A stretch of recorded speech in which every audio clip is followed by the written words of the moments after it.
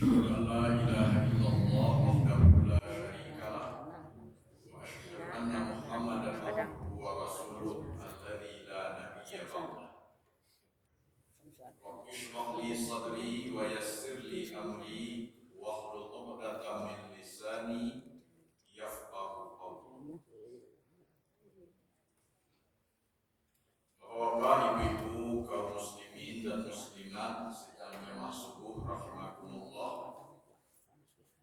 Kembali kita mengaturkan puji dan syukur kepada Allah Subhanahu wa taala yang masih memberikan nikmat iman, nikmat sehat dan nikmat kesempatan kepada kita sehingga kita dapat melaksanakan salat subuh secara berjamaah.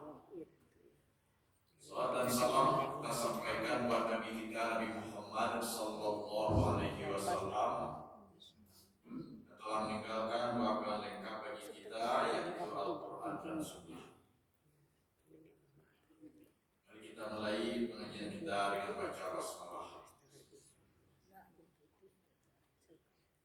Pagi hari ini kita akan melanjutkan menjelaskan firman Allah Surat Al-Baqarah ayat 6 dan ayat 7.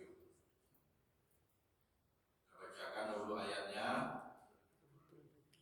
A'udzu billahi minasy syaithanir rajim.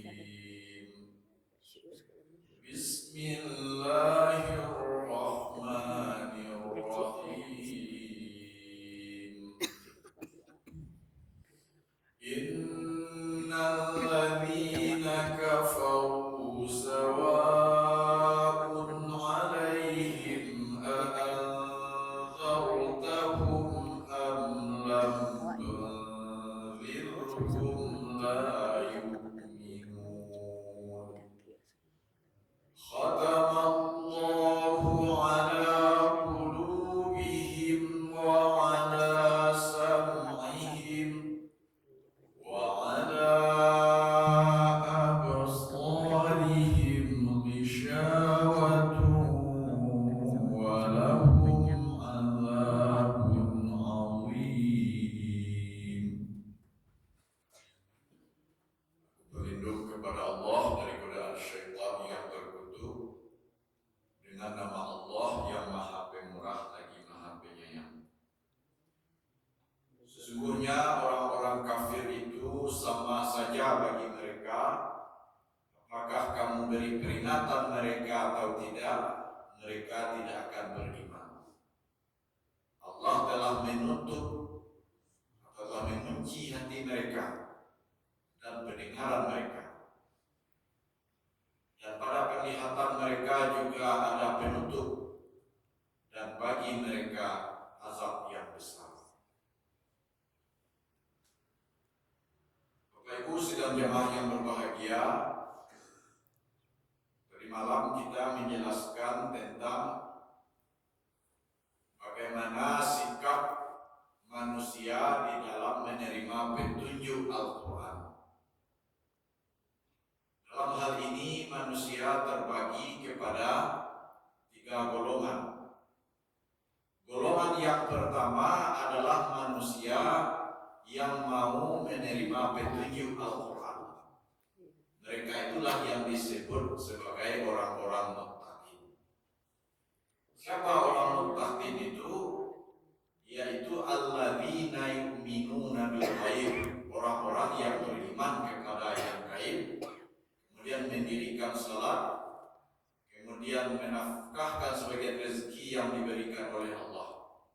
Kemudian orang itu beriman kepada Al-Quran dan kitab-kitab yang diturunkan sebelum Al-Quran. Dan yang kelima, cirinya itu adalah mereka yakin dengan hari akhirat. Nah, sebelum kita melanjutkan ayat 6 ini, kita jelaskan sedikit tentang siapa itu yang disebut sebagai orang yang beriman. Alladzina yu'minuna. Iman itu atau orang yang beriman itu kalau menurut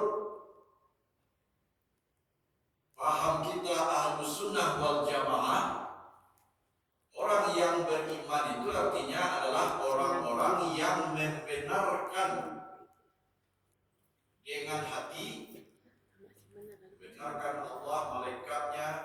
Rasul-rasulnya. Tasdiqum bil qalbi, membenarkan dengan hati. Wa iqrarun bil lisan, dan mengikrarkan, mengucapkan dengan lidah. Wa amalun bil arkan, dan mengamalkan keyakinannya itu dengan perbuatan. Itu yang dikatakan sebagai orang yang beriman menurut paham kita Ahlussunnah wal Jamaah. Jadi kalau salah satunya saja atau tinggal salah satu, maka itu batal imannya. Kalau hanya tasdiqun bil qalbi, dia benarkan dengan hati, tapi tidak dia ucapkan dengan lisan, tidak dia amalkan, atau dia beriman dengan hatinya saja, ada dia ucapkan tapi tidak dia amalkan, maka itu juga tidak dikatakan beriman. Siapa contohnya yang seperti itu? Secara ekstrimnya contohnya adalah iblis. Iblis itu dia beriman kepada Allah. Percaya iblis itu ada Allah. Percaya. Kata iblis, khalaqtani min nar wa khalaqtahu min tin. Engkau ciptakan aku dari api,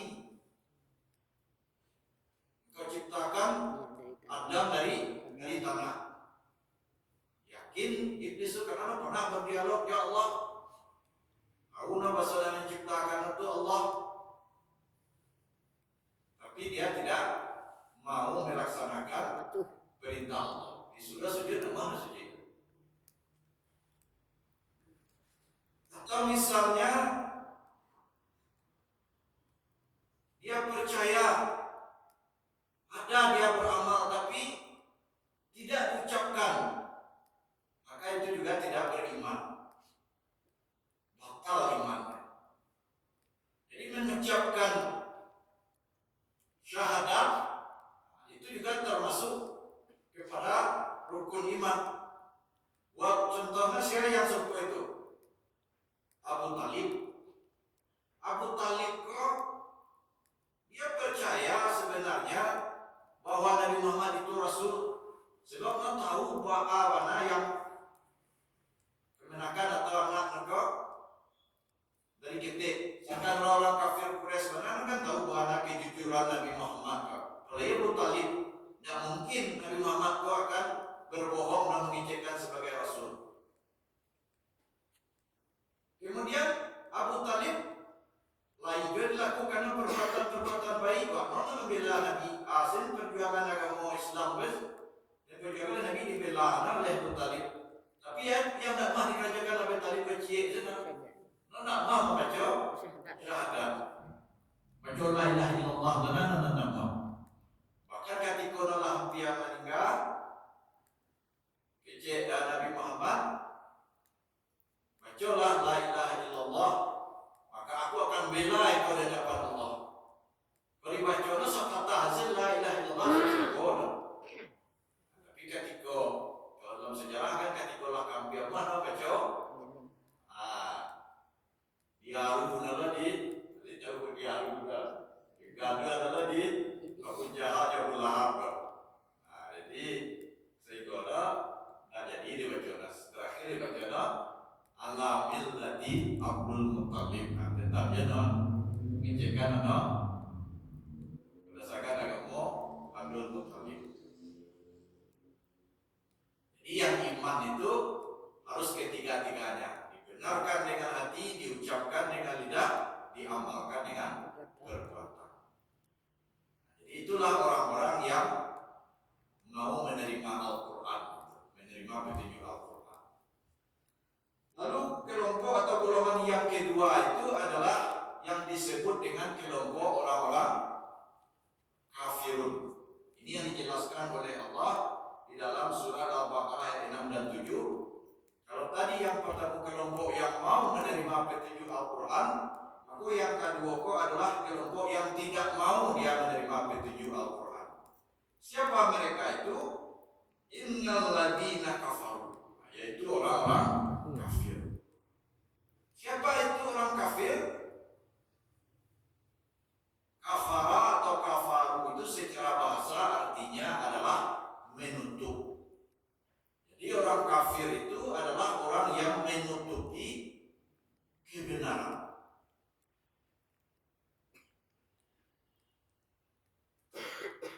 Jadi iman itu di mana tempatnya? Nah, tempat iman itu adalah di hati. Nah, orang kafir dia menutup hatinya itu dari iman, menutup hatinya itu dari kebenaran. Jadi kalau kita umpamakan Bapak Ibu, hati kita itu dalam ayat ini dikatakan menutup. Jadi kalau menutup itu semuanya pintu. Nah, pintu itu kan bisa ditutup, bisa dibuka. Nah, orang kafir kok dia hati itu ditutupnya, tentu iman tidak bisa masuk. Kemudian kekafiran dalam hati itu tidak bisa keluar. Maka dikatakan innal ladina kafaru sawa'un alaihim. Sesungguhnya orang kafir itu sama saja bagi mereka. A'anzartahum, apakah kamu beri peringatan mereka?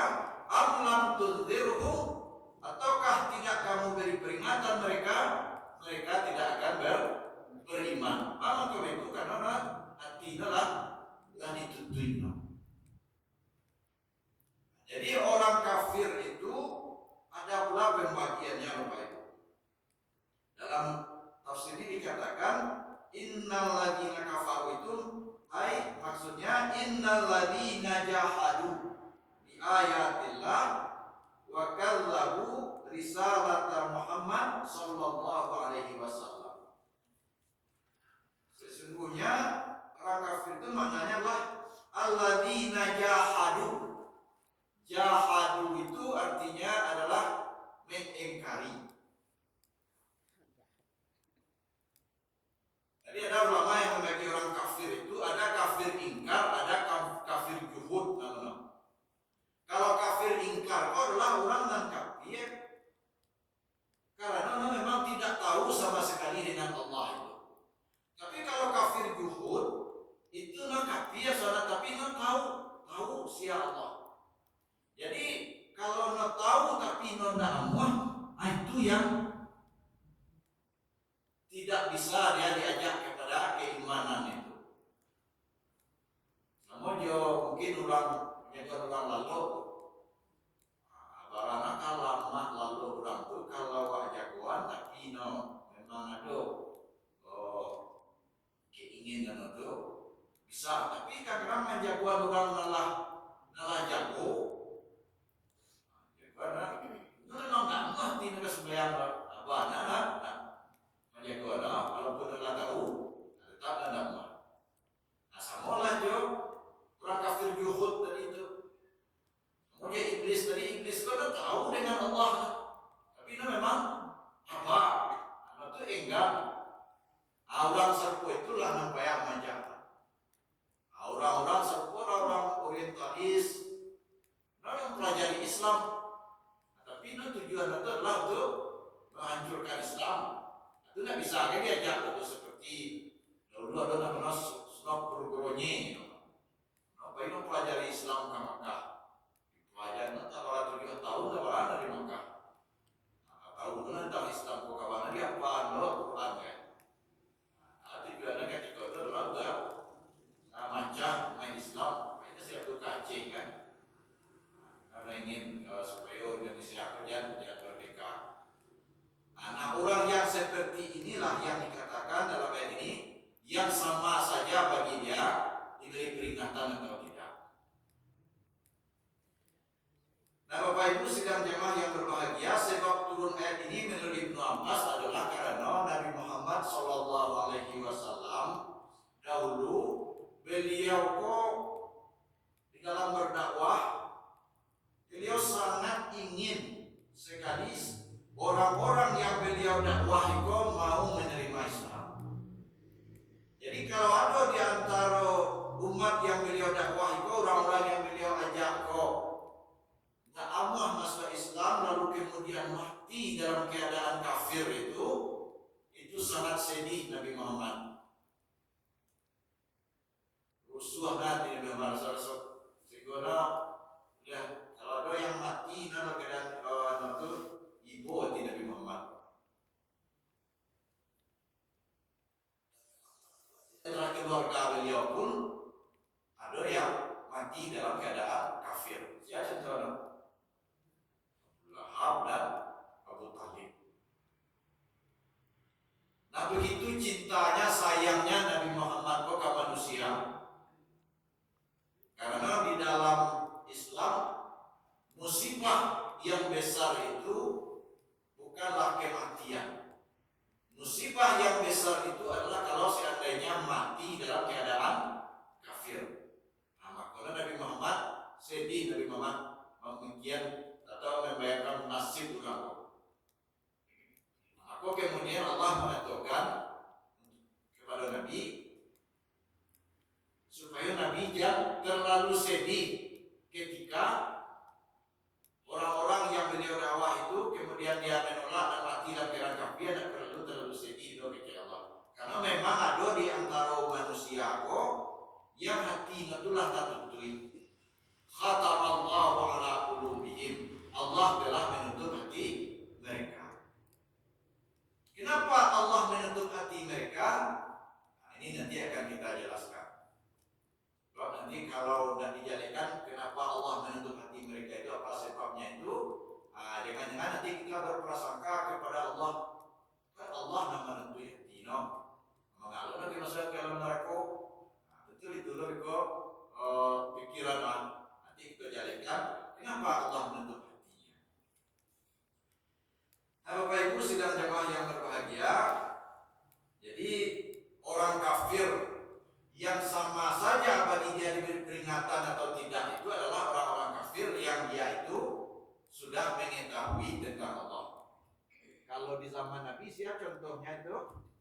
Itu adalah orang-orang Yahudi dan orang-orang Nasrani.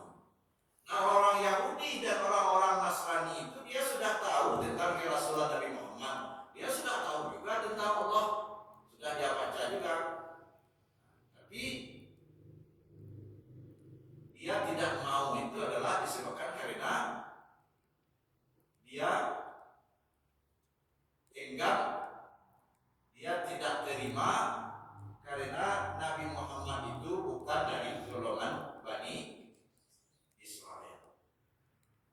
Jadi karena kesombongan, kalau orang itu tidak mau disebabkan karena kesombongannya, padahal dia tahu itulah yang tidak bisa lagi diberi peringatan. Tapi kalau dia itu seperti orang-orang kafir atau kalau orang-orang suku pedalaman, dia itu yang memang belum tahu dengan Islam, nah itu bisa diajak. Yang tidak bisa itu adalah yang seperti tadi. Jadi bukan berarti setelah Allah mengecekkan orang kafir kok sama saja bagi mereka itu berarti sudah bukan itu, karena orang kafir dan sarupo itu ada golongan, yaitu orang kafir seperti Yahudi dan Nasrani yang dia itu sudah tahu sebenarnya tentang Islam, tapi dia enggan disebabkan kesombongan. Nah, mereka inilah yang dikatakan khatamallahu ala qulubihim. Allah telah menutup hati mereka. Kenapa Allah menutup hati mereka? Ini yang perlu kita pahami. Allah menutup hati mereka itu adalah setelah mereka menutup hatinya.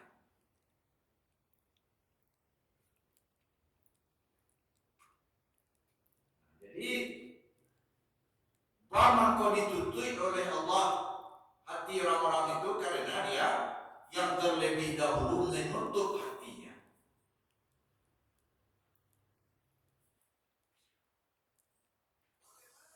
Nah, dia menutup hati itu yaitu dengan selalu melakukan maksiat.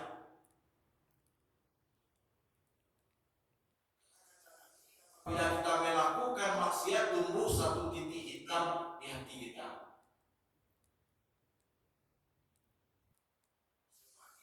Melakukan maksiat sampai kemudian sudah datang peringatan dari Allah.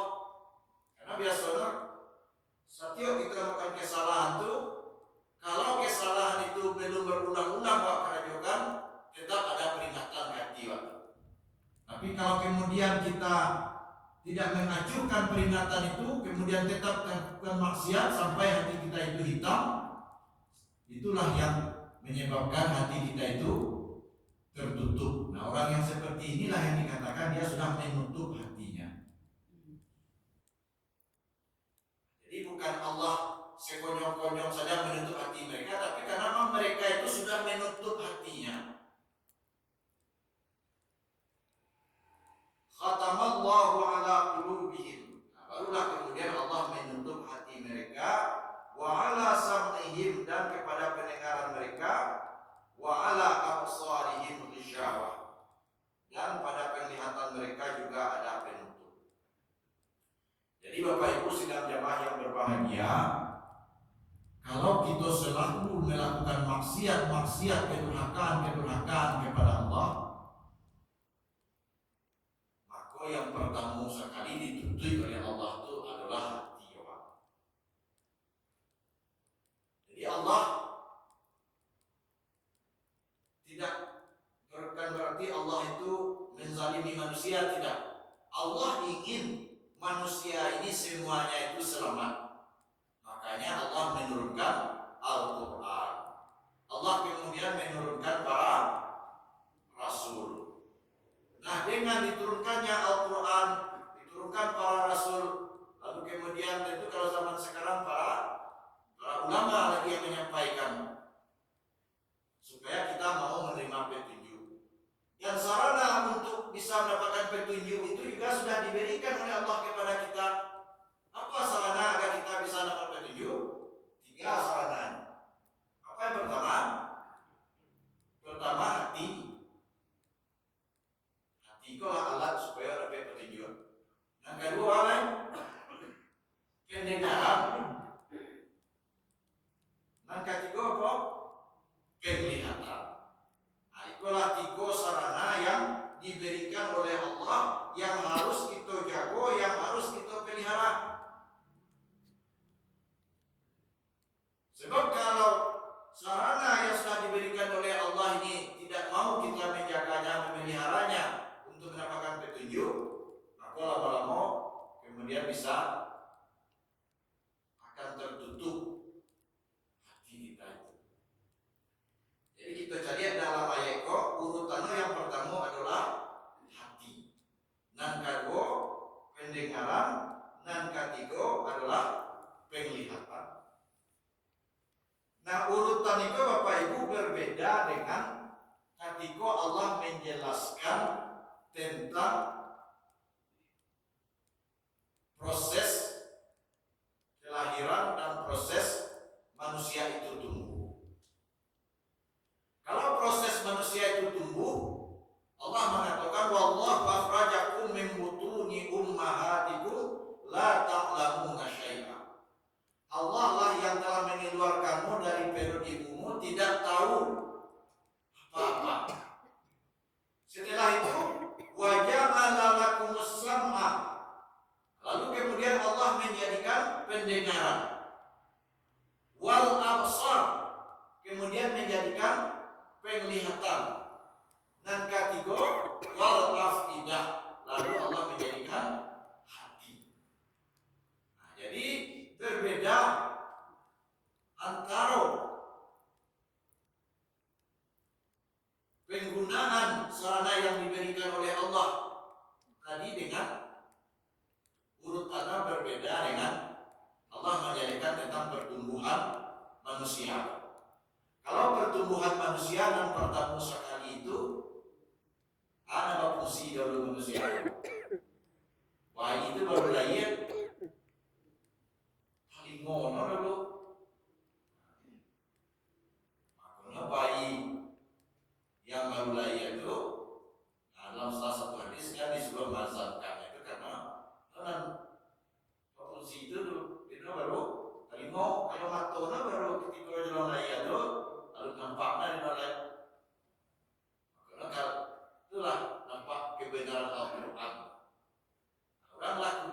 meneliti dalam biologi bahasa bayi itu pendengaran dulu fungsi ternyata malah mau bicara. Baru setelah pendengaran atau panggilan mesti lari baru atau mulai apa? Aku lah kalau hati lah mau lah, kan harus hati aku lah baru itu bisa memahami itu kan ada dama. Jadi hati itu yang terakhir. Tapi kalau di dalam masalah menerima petunjuk, ketika akan datang sarana yang diberikan oleh Allah itu, kalau dakwah menemukan nanti kau tadi anak pertama itu tuh oleh Allah bidang fungsi relati itu dulu. Baru pendengaran, baru penglihatan. Jadi kita mestinya menjaga sarana yang telah diberikan oleh Allah. Karena Allah sudah memberikan sarana untuk mendapatkan petunjuk itu. Nah, kalau hati kita itu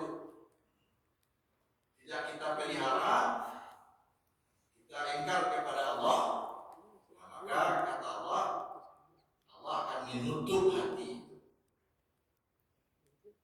Kemudian Allah menutup penglihatan dan menutup pendengaran dan penglihatan. Walahum adzabun adzim.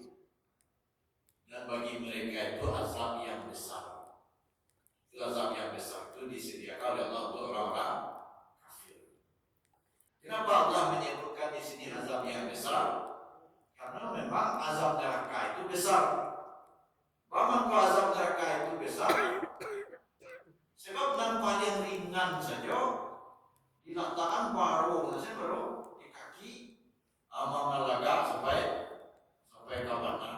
Itu dan sekurang-kurang azab di jenis itu. Makanya selain itu tentu lebih dagang lebih dahsyat dari itu. Karena dikatakan oleh Allah, orang-orang yang kafir itu bagi mereka adalah azab yang besar. Bapak Ibu sidang jamaah yang berbahagia, jadi yang perlu kita garis bawahi kembali bahwasanya Allah mengatakan falamma zabu azaballahu qulubahum. Kala mereka berpaling, maka Allah memalingkan hati mereka. Jadi hati manusia itu tertutup, hati manusia itu berpaling bukan Allah tiba-tiba menutup hati saja, tidak. Tapi itu adalah karena manusia itu menutupnya. Manusia itu yang lebih dahulu menutupnya, dan sudah datang peringatan-peringatan, tidak mau juga dia.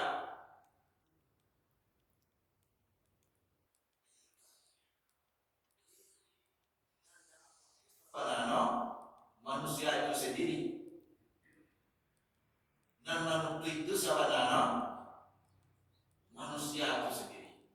Dan memang karena adalah begitu kerasnya hatinya itu, summa qasat qulubuhum min ba'di dzalika fahiya kal hijarah. Kemudian jadi keras hati mereka itu, maka dia seperti batu. Fa inna minal hijarati lama au ashaddu qaswah, bahkan lebih keras hati dari batu. Nah, itu kalau kata Allah. Nah, batu itu adalah keras itu, tapi hati itu amat keras pada batu. Wa inna minal hijarati lama yatafajjaru minhul anhar. Di antara batu itu dan bisa muncul dari sela-sela itu air. Berarti tak keras batu itu. Lama-lama kan jangan berbahaya. Tidak keras batu itu. Wa inna minha lama yashaqqaqu fakhruju minhul ma'. Itu contohnya kan. Jadi kalau hati manusia bisa lebih keras dari batu, insyaallah. Walaupun kalau lebih keras dari batu itu karena sebab ditumpuk-tumpuknya dosa. Sehingga Allah tahu bahwasanya nak kamu di rokokan. Dan Allah sudah tahu bahwa dia tidak akan mau lagi buka hatinya, maka ditutup oleh Allah di hati mereka. Jadi jangan dianggap Allah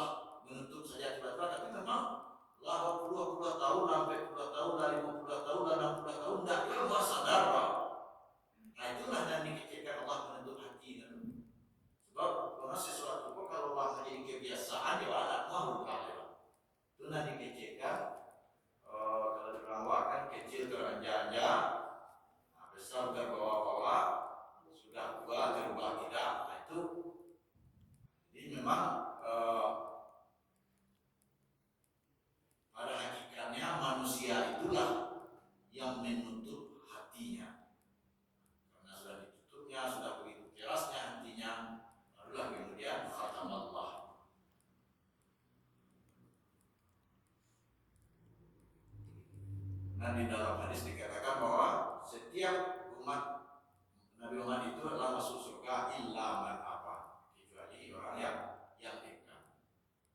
Dengan dikatakan orang Minang Mijang, orang muli tapi ditunggu orang anggan apa kadayu. Jadi kalau orang yang enggan ya, itulah orang yang menentu hatinya. Mungkin itu yang bisa kita sampaikan sebelum kita tutup. Kalau ada Bapak Ibu yang ingin bertanya, kita persilakan.